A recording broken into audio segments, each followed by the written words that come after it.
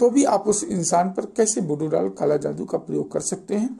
आज इस वीडियो में हम जानेंगे कि काला जादू करने की विधि क्या है और इसके बारे में विस्तृत जानकारी हम लेंगे।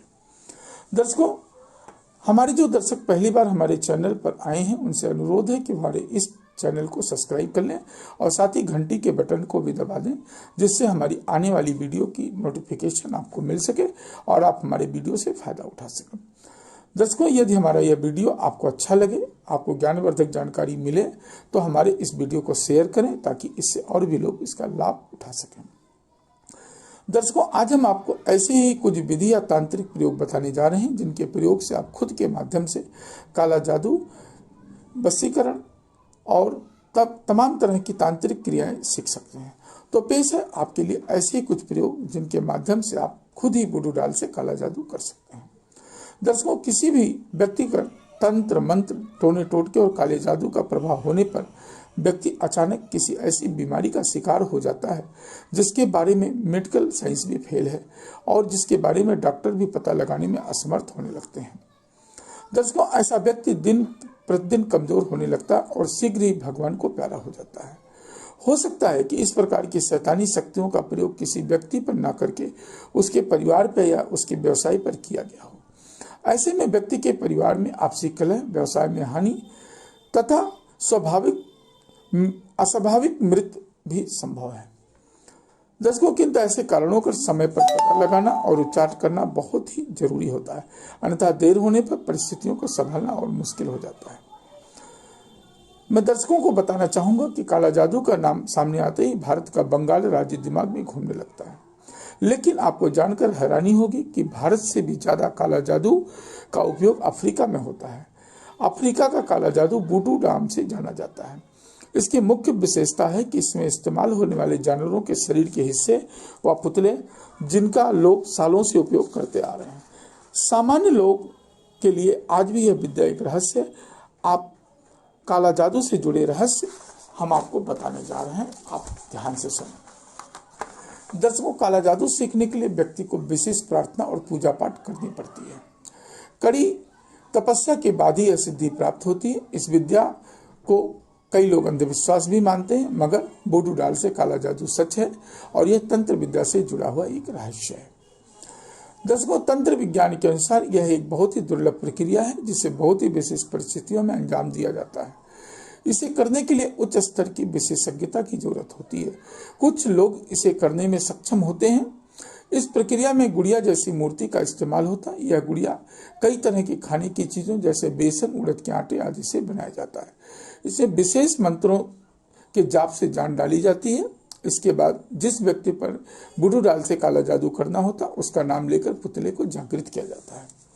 दर्शकों, वुडू में मुख्य तौर पर जानवरों के अंगों का इस्तेमाल किया जाता है। इसमें जानवरों के अंगों से समस्या का समाधान का दावा किया जाता है। इस जादू से पूर्वजों की आत्मा किसी शरीर में बुलाकर भी अपना काम आप करवा सकते हैं। इसके अलावा दूर बैठे इंसान के रोगों व परेशानी के इलाज के लिए पुतले का भी उपयोग किया जाता है।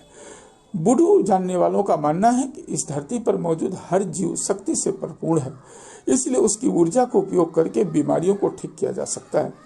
वुडू में जानवरों जैसे कि बंदर, मगरमच्छ, बकरी, ऊंट, लंगूर, छिपकली, तेंदुए आदि के अंग का उपयोग किया जाता है।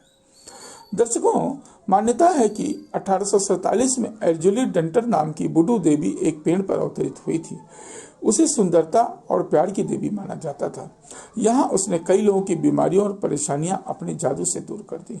एक कैथोलिक पादरी को यह सब पसंद नहीं आया और उसने इसे इस निंदा करार देकर उस पेड़ के तने को काट डालने का आदेश दिया।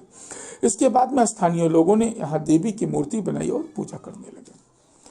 तो दर्शकों, जानकारों का मानना यह है कि यह वुडू डॉल जादू और कुछ नहीं, बस एक बंच ऑफ एनर्जी है जो एक स्थान से दूसरे स्थान तक भेजा जाता है या कहीं एक इंसान के द्वारा दूसरे स्थान पर भेजा जाता है। इसे law of conversion of energy से समझा जा सकता है।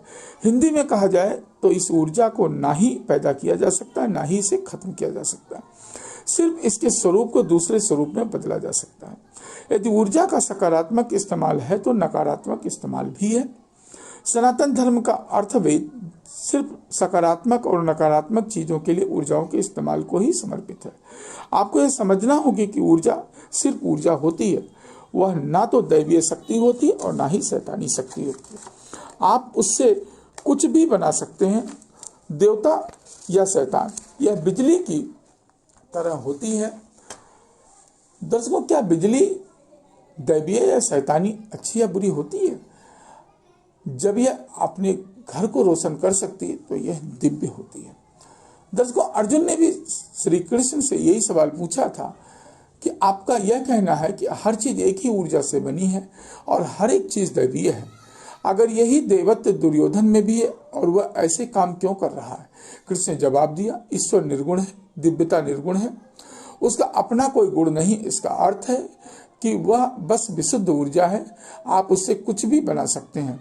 जो बाघ आपको खाने आता है उसमें भी ऊर्जा है और जो कोई देवता आपको बचाने आता है उसमें भी ऊर्जा है। बस वो अलग अलग तरीके से काम कर रहे हैं। तो दर्शकों, यहाँ हम आपको एक ऐसे प्रभावशाली और बहुत ही सरल टोटके के विषय में जानकारी देने वाले हैं जिसके प्रयोग से मंत्र तंत्र, टोना टोटका और काला जादू के प्रभाव से छुटकारा मिल सकता है। आप ध्यान से प्रयोग विधि को समझ लें। किसी भी शनिवार के दिन 2 पीले नींबू लेकर, नींबू के ऊपर कोई भी दाग धब्बा नहीं होना चाहिए, उन्हें बीच से काट लें। अब उनके बीच नमक और राई भरकर, राई काली वाली राई होनी चाहिए। नींबू के दोनों हिस्सों को बंद कर रोगी के व्यक्ति जिसके ऊपर भी काला जादू का प्रयोग हुआ हो, जो बीमार रहता हो या जिसका काम धंधा ना चलता हो, उस व्यक्ति के सिर से 5 या 7 बार उभार लें और संध्या के समय जब दिन और रात मिल रहा हो, किसी चौराहे पर जाकर इन नींबुओं को चौराहे पर खड़े होकर चारों दिशाओं में डाल दें। इस प्रकार यह प्रयोग आप शनिवार के दिन से शुरू करके अगले शनिवार तक यानी पूरे 8 दिन तक ऐसे ही करते रहें। दोस्तों, किसी भी प्रकार के कालो जादू, तंत्र मंत्र की एक राय में यह टोटका पूर्ण रूप से अपना प्रभाव दिखाता है। 8 दिनों तक इस टोटके को प्रयोग में करने से पीड़ित व्यक्ति से हर प्रकार की नकारात्मक शक्तियां दूर होने लगती हैं। व्यवसाय, विवाह या किसी अन्य कार्य में असफलता प्राप्त हो रही हो तो सरसों के तेल में सिके गेहूं के आटे और पुराने गुड़ से 7 पुए बनाकर 7 मदार के पुष्प, सिंदूर, आटे से बने हुए दीपक में सरसों का तेल डालकर दीपक जला के पत्तल या अरंडी के पत्ते पर रखकर शनिवार की रात्रि में किसी चौराहे पर रखें और कहें कि हे दुर्भाग्य, मैं तुम्हें यहीं छोड़कर जा रहा हूं, कृपा करके मेरा